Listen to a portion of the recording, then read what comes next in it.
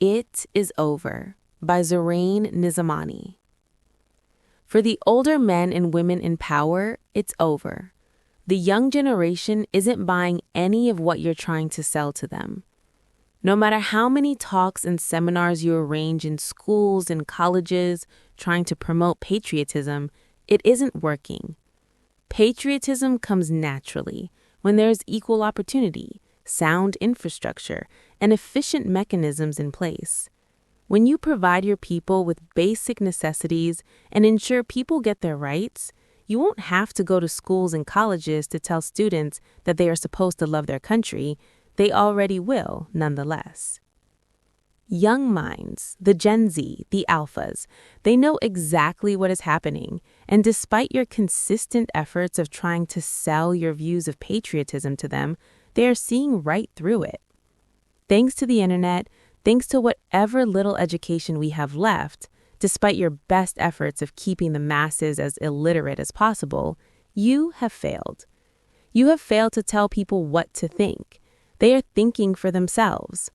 They might be a little too scared to speak their minds because they prefer breathing, but they see right through the facade of self-righteousness and virtue that you've meticulously put together.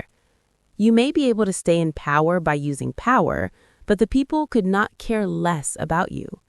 You can't even step outside your house without security. If that doesn't speak enough about your popularity amongst people, you need to reevaluate things. The younger lot has had enough, and because they have learned that they cannot challenge the powers, they're leaving the country. I would be too idealistic to think that they would lead a movement against corruption. They'd rather take a silent, quiet exit and not look back, because their friends who spoke up were silenced. But for the boomers, it's over. There is no future for them. There seems to be a massive disconnect between the young population and the current regime. There is no mutual ground. The Gen Z wants faster internet. The ones in power want a stronger firewall. The Gen Z wants cheaper smartphones. The boomers want smartphones to be taxed. The Gen Z wants eased restrictions on freelancing. The boomers want increased regulations on freelancing. There seems to be no common ground amongst them. That is exactly why the boomers have lost.